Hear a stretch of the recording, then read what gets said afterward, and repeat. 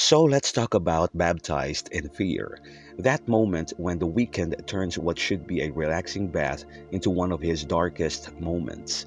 We've got sleep paralysis setting the stage, a mysterious figure laughing while he's drowning, and this eerie chorus that feels more like a warning than encouragement. And then there's that bridge where he takes religious imagery and flips it into something terrifying. It's classic Weekend, taking something familiar and making it deeply unsettling. Let's break it down.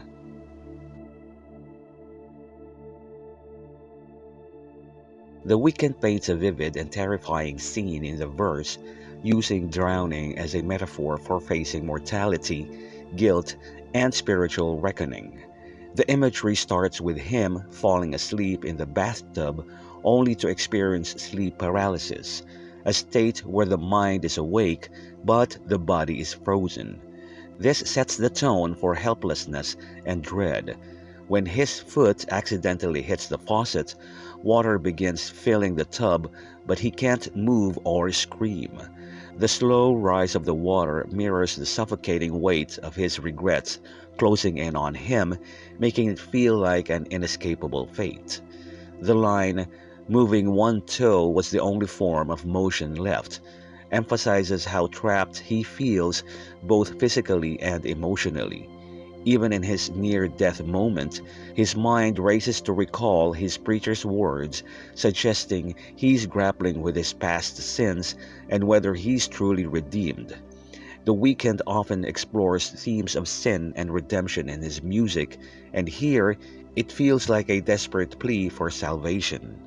He reflects on all the times he dodged death, hinting at past reckless behavior, possibly referencing his hedonistic lifestyle in earlier albums, and now, facing what feels like his final moment, he can't believe it would end like this.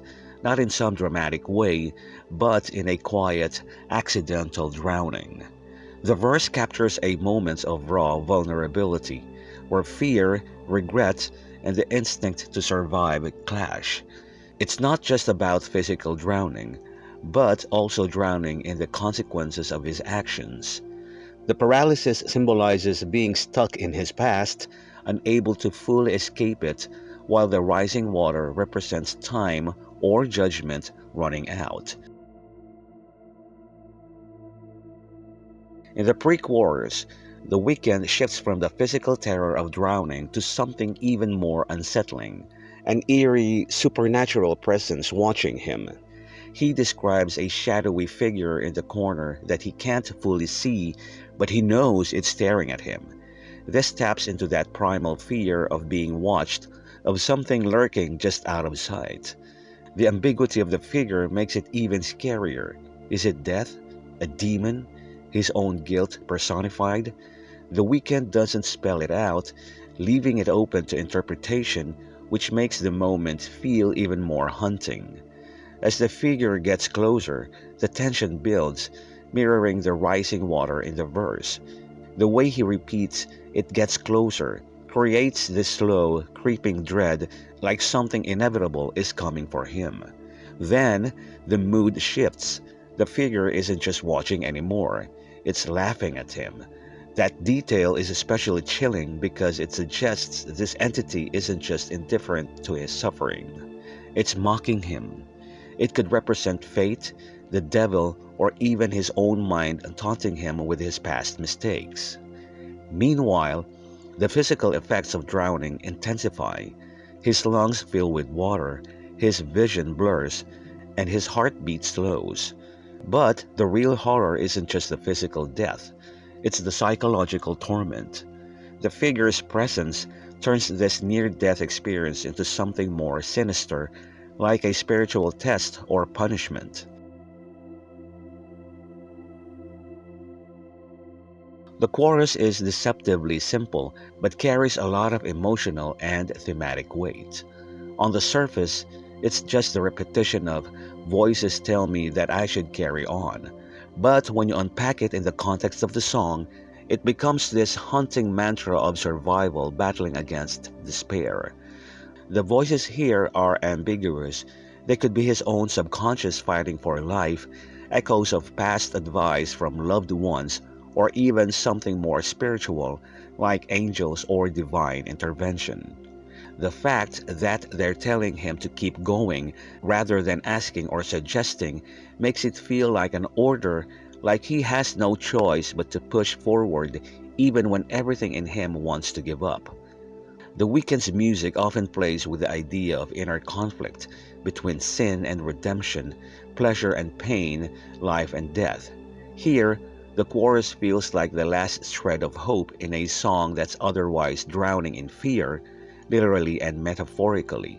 It's not triumphant or uplifting. It's desperate, like someone clinging to the edge of a cliff. The lack of variation in the lyrics makes it feel hypnotic, as if he's stuck in a loop between fighting and surrendering. It's a powerful way to show how trauma and near death experiences can leave you stuck between two states, replaying the same thoughts over and over until you either break free or drown in them. The bridge is where the weekend fully leans into the religious and existential themes that have been simmering throughout the song. When he says, "I've been baptized in fear, my dear," he's flipping the idea of baptism, a holy ritual meant to cleanse and renew, into something darker and more traumatic. Instead of being purified by water in a spiritual sense, he's being baptized by terror, as if his near death drowning was a twisted kind of rebirth. The addition of "my dear" makes it feel like he's addressing someone specific, maybe a lover, maybe God, maybe even himself, adding a layer of intimacy to what's otherwise a chilling confession. He then calls himself the chief of sin, a direct reference to the Apostle Paul, who in the Bible referred to himself as the chief of sinners because of his past persecution of Christians before his conversion. By comparing himself to Paul, the Weeknd is acknowledging his own history of wrongdoing, likely alluding to the hedonistic, morally gray lifestyle he's sung about in past albums. But, unlike Paul, who found redemption, the Weeknd's baptism isn't bringing him peace. It's just forcing him to confront his sins while still trapped in fear. The line, "washing my soul within," sounds almost sarcastic, like he's not actually being cleansed, but just drowning in guilt, replaying his regrets over and over. The repetition of "I've been baptized in fear" drives home the idea that this isn't a one-time ordeal, it's a cycle. He's not emerging renewed. He's stuck in this purgatory of dread and self-reflection. The bridge ties together the physical and spiritual struggles in the song. The water that's literally killing him is also symbolically baptizing him, and the fear he's experiencing is both a punishment and a twisted form of enlightenment. It's one of the weekend's darkest explorations of sin and consequence, showing that sometimes facing your demons doesn't lead to salvation.